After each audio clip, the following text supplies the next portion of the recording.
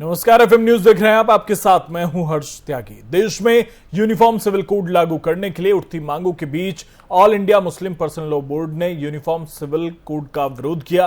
वहीं बोर्ड ने यह कहा है कि यूनिफॉर्म सिविल कोड लागू हुआ तो वो पूरी तरह असंवैधानिक होगा और मुसलमान उसे बिल्कुल मंजूर नहीं करेंगे। All India Muslim personal law board के महासचिव मौलाना खालिद सैफुल्लाह रहमानी ने कहा कि उत्तराखंड सरकार हो, यूपी सरकार हो या केंद्र सरकार हो, यूसीसी का राग अलापना गैर जरूरी बयानबाजी के अलावा कुछ नहीं है।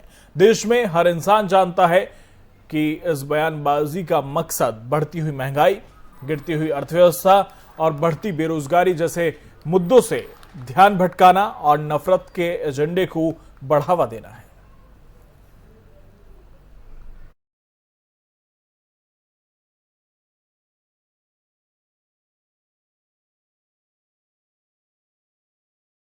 बता दें कि all India Muslim personal law board ने विरोध किया है और एक पत्र लिखा है केंद्र सरकार को, जिसमें कहा गया है कि यूनिफॉर्म सिविल कोड पूरी तरह से असंवैधानिक है और भारत का मुसलमान इसे बिल्कुल स्वीकार नहीं करेगा।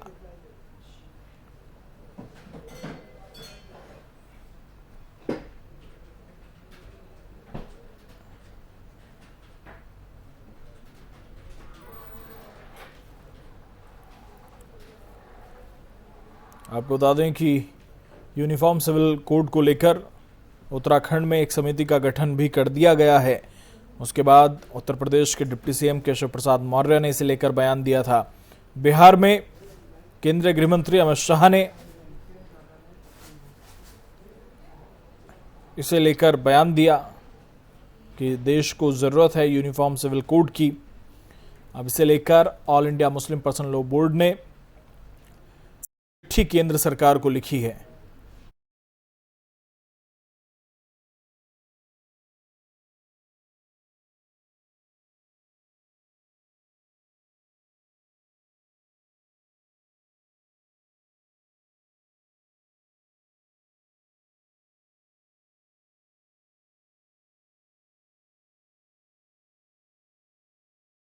इसी पर बातचीत के लिए हमारे साथ मुस्लिम स्कॉलर शिबा असलम फहमी हमारे साथ जुड़ गई हैं। बहुत बहुत स्वागत है आपका एफएम न्यूज में।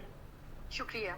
Shiba ji, all India Muslim personal law board ने एक चिट्ठी लिखी है केंद्र सरकार को, जिसमें यह कहा है कि जो यूनिफॉर्म सिविल कोड है वो असंवैधानिक है और भारत का मुसलमान इसे स्वीकार नहीं करेगा। ये मैं समझने की कोशिश करूंगा आपसे कि आखिर ये असंवैधानिक कैसे होगा और भारत का मुसलमान यूनिफॉर्म सिविल कोड को स्वीकार क्यों नहीं कर सकता। ये दोनों ही बातें गलत हैं all India Muslim personal law board की। एक तो ये असंवैधानिक नहीं है क्योंकि इसका बाज़ाब्ता जिक्र है स्टेट पॉलिसी डायरेक्टिव्स में, तो वो ये बात गलत कह रहे हैं। वो कॉन्स्टिट्यूशन ठीक से पढ़ें।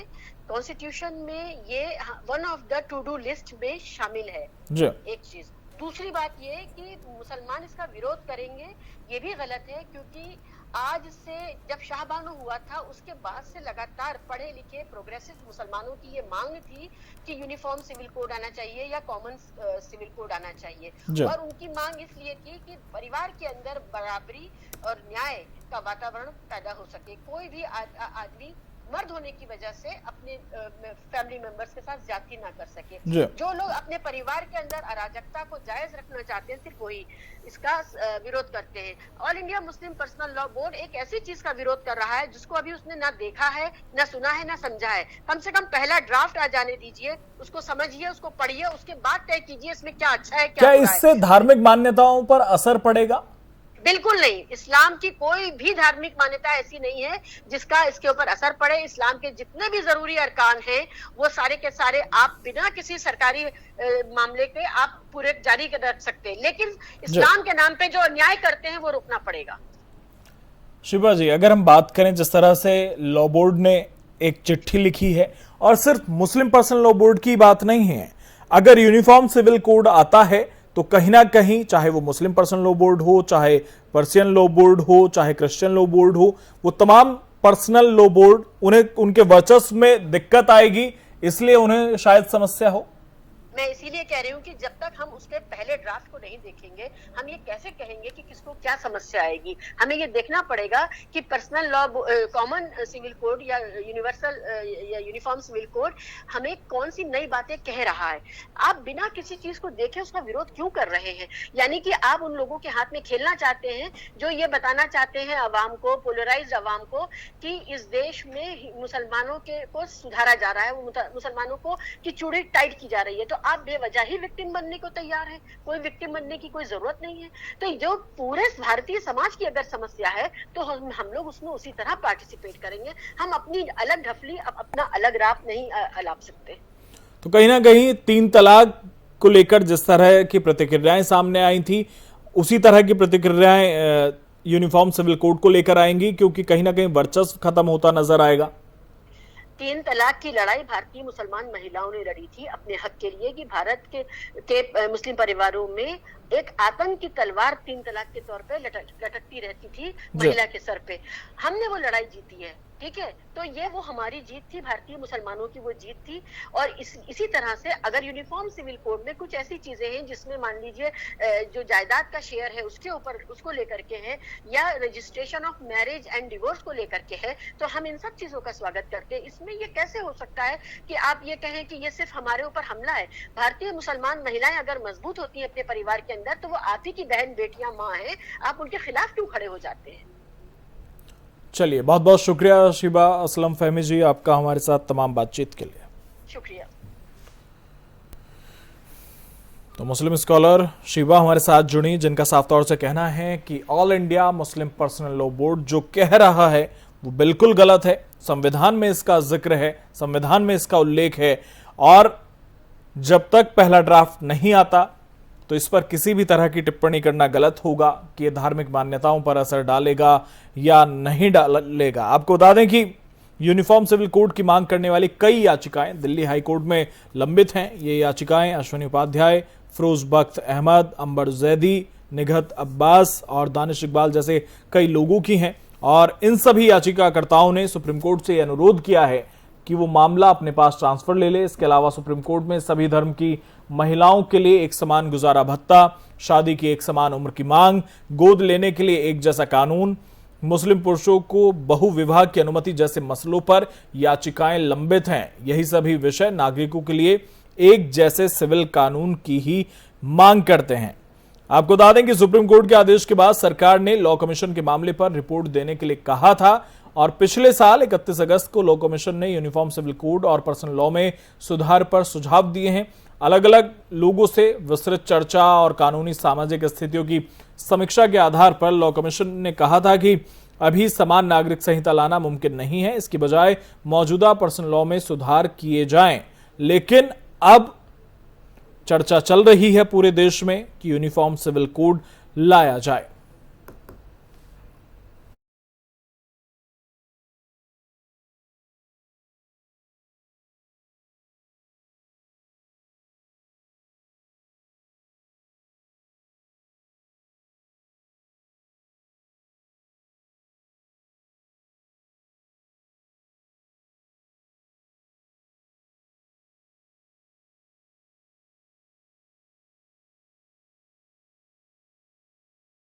प्रदेश में विकास की गति को बढ़ाने के लिए योगी सरकार काफी एक्टिव होती नजर आ रही है। अपने दूसरे कार्यकाल में योगी सरकार तमाम मुहिम लागू कर प्रदेश में सुरक्षा, स्वास्थ्य और शिक्षा विभाग को एडवांस करने में जुटी है। कल मंत्रीगणों के साथ कैबिनेट बैठक करने के बाद अब सीएम योगी प्रदेश के डीएम, एसएसपी, एसपी, सीओ समेत तमाम बड़े अधिकारियों के साथ बैठक करेंगे। ये बैठक वीडियो कॉन्फ्रेंसिंग के जरिए शाम 6 बजे की जाएगी, जिसमें सभी बड़े अधिकारी और एसडीएम, बीडीओ और एसएचओ भी शामिल होंगे। आपको बता दें कि बैठक के दौरान सीएम योगी प्रदेश में जारी कानून व्यवस्था का जायजा लेंगे और प्रदेश में आए दिन बढ़ रहे जुर्म की भी समीक्षा करेंगे।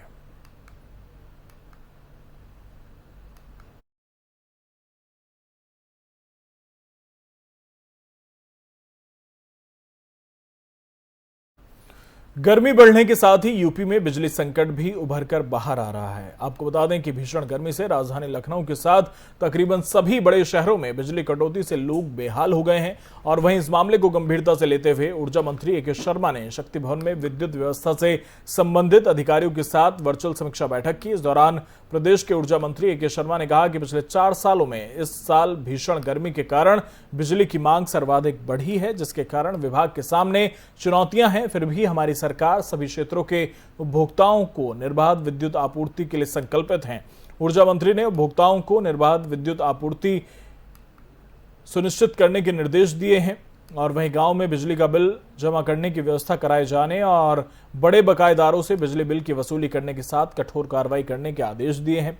साथ ही बिलिंग में घोटाला करने वाली कंपनियों के खिलाफ प्राथमिकी दर्ज करने के आदेश भी दिए गए हैं। आपको बता दें कि ऊर्जा मंत्री ए के शर्मा ने बकायेदारों से बिजली बिल समय से जमा करने की अपील की है।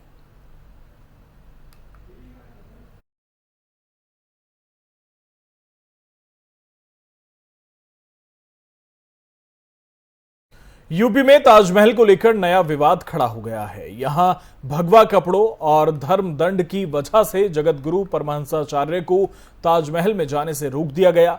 अयोध्या के संत जगतगुरु परमहंसाचार्य अपने 3 शिष्य के साथ मंगलवार को ताज देखने पहुंचे। भगवा रंग का चोगा ओढ़ने की वजह से उन्हें अंदर जाने से रोका गया। ये कहना जगतगुरु आचार्य का है कि उन्हें भगवा चोगा ओढ़ने की वजह से अंदर जाने से रोका गया।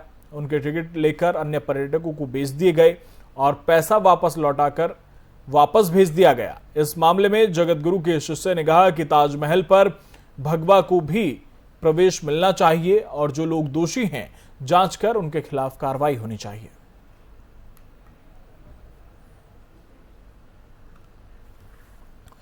आपको बता दें कि ताजमहल को लेकर एक बार फिर से विवाद खड़ा हो रहा है।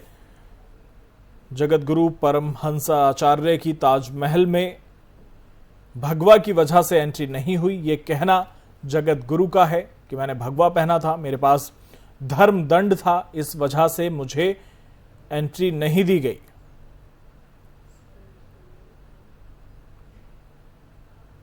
और इसे लेकर एक नया विवाद चल रहा है। जगतगुरु के शिष्यों का कहना है कि ताजमहल में भगवा का प्रवेश प्रतिबंधित है।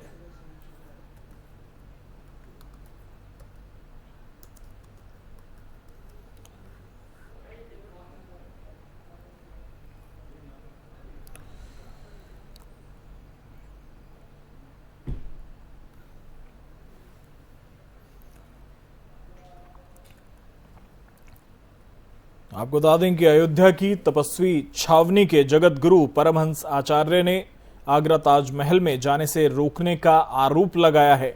उनका कहना है कि भगवा पहनने की वजह से उन्हें रोका गया। हालांकि अफसरों का दावा यह है कि जगतगुरु को लोहे का ब्रह्मदंड अंदर ले जाने से मना किया गया था। विवाद बढ़ने पर अफसरों ने माफी भी मांग ली है। आपको बता दें कि परमहंस आचार्य का कहना है कि वे ताजमहल में दबा हुआ शिवलिंग देखने पहुंचे थे।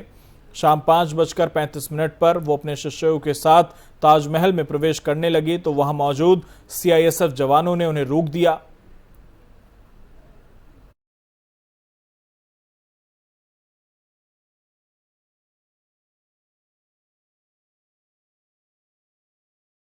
उत्तर प्रदेश में मचे लाउडस्पीकर के घमासान को लेकर यूपी सरकार ने एक निर्देश जारी किया है। मंदिरों और मस्जिदों पर लगाए जाने वाले लाउडस्पीकर के लिए कुछ मानक तय किए गए हैं। उन मानकों के अनुरूप ही अब मंदिर और मस्जिद पर लाउडस्पीकर बजाए जा सकेंगे। साथ ही नियमों का पालन न करने वाले लोगों पर कार्रवाई करने के निर्देश भी सरकार ने दिए हैं, जिसके बाद सीएम के निर्देश के अनुसार राजधानी में डीसीपी वेस्ट सोमेन वर्मा ने कार्रवाई शुरू कर दी है। डीसीपी सोमेन वर्मा ने अमीनाबाद और कैसरबाग से मानकों के विपरीत लगे मंदिर और मस्जिद पर लाउडस्पीकर को हटवा दिया। साथ ही मंदिर और मस्जिदों को नोटिस भी जारी किया है।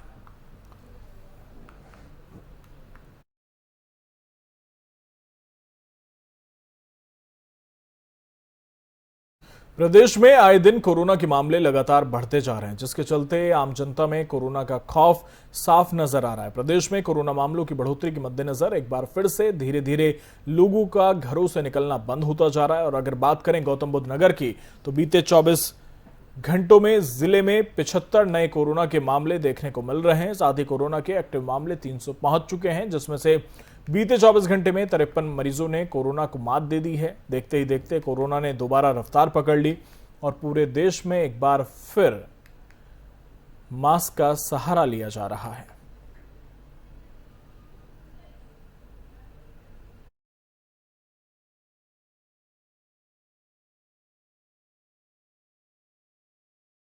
यूपी में योगी सरकार के दूसरे कार्यकाल को 1 महीना पूरा हो चुका है और इस मौके पर हमारी संवाददाता ने उत्तर प्रदेश के पर्यटन और संस्कृति मंत्री जयवीर सिंह से खास बातचीत की। क्या कुछ कहा उन्होंने, सुनिए। उत्तर प्रदेश में भारतीय संस्कृति को बचाने की जिम्मेदारी आपके कंधों पर है। क्या योजनाएं आप लेकर आ रहे हैं? ग्राम को लेकर भी बात हो रही है कि संस्कृति को वहां पर आप डेवलप करेंगे, चीजें क्या रहेंगी?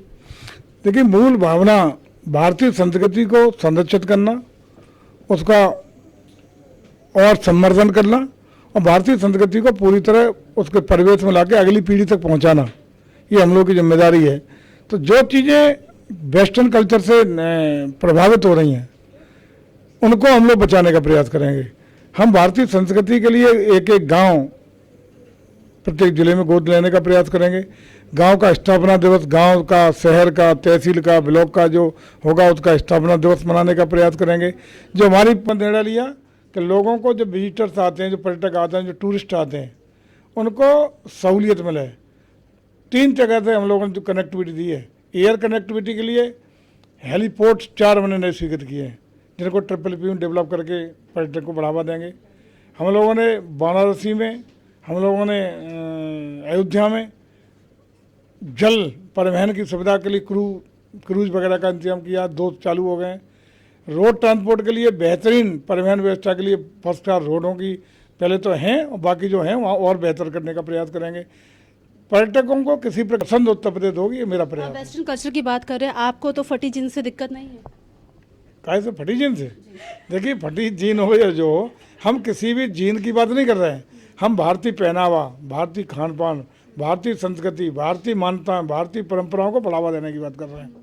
हम गांव में अगर अपने हिसाब से कपड़े पहने या अपने हिसाब से रहे, वेस्टर्न तरीके से रहे, तो कोई दिक्कत तो नहीं आप लोगों को? कहाँ दिक्कत है? हम लोग कहाँ किसी को रोक रहे हैं, लेकिन हम अपनी मूल संस्कृति को बढ़ावा देंगे। हम प्रयास करें कि हमारे लोग भारतीय संस्कृति को माने, भारतीय परंपराओं को माने, भारतीय इतिहास को माने, भारत के राष्ट्र के प्रति जबरन तो नहीं मनवाएंगे आप? सिंह मौजूद थे, पर्यटन एवं संस्कृति मंत्री, बता रहे हैं कि वेस्टर्न कल्चर को कहीं ना कहीं रोकना है और भारतीय संस्कृति को एक बार फिर से इंप्लीमेंट करना है। कैमरा पर्सन निहाल के साथ ओशी मंडोला, FM न्यूज, नई दिल्ली। सपा कार्यकर्ताओं पर हो रहे उत्पीड़न को लेकर योगी और अखिलेश के बीच तमाम आर पार की लड़ाई देखी गई। आपको बता दें कि सपा के राष्ट्रीय अध्यक्ष अखिलेश यादव ने अपने नेताओं को निर्देश दिया है और कहा कि जहां भी सपा कार्यकर्ताओं का उत्पीड़न हो रहा है, वहां एक प्रतिनिधिमंडल भेजा जाएगा। और वहीं इसी कड़ी में सपा का प्रतिनिधिमंडल देवरिया और मुजफ्फरनगर में भेजा जाएगा, जिस पर सपा के मुख्य प्रवक्ता राजेंद्र चौधरी ने बताया कि देवरिया में विधानसभा चुनाव के एक दिन पहले झड़प हुई थी, जिसमें बीजेपी विधायक के कहने पर समाजवादी पार्टी के 8 कार्यकर्ताओं के खिलाफ विभिन्न धाराओं में थाना गौरी बाजार में फर्जी मुकदमे दर्ज कराए गए हैं। पुलिस अधीक्षक ने इन पर इनाम घोषित कर दिया। इसकी जांच करने और पीड़ित परिवार से मिलने के लिए प्रतिनिधिमंडल देवरिया जाएगा।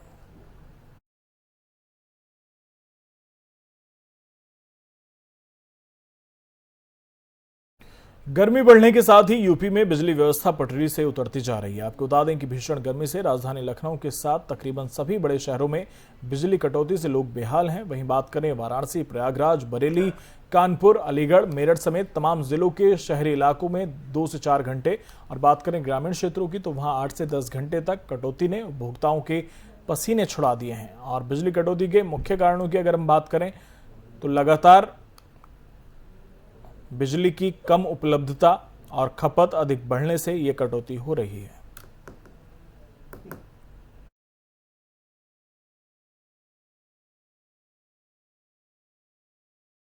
तो फिलहाल मेरे साथ इतना ही। बने रहिए FM न्यूज के साथ। नमस्कार।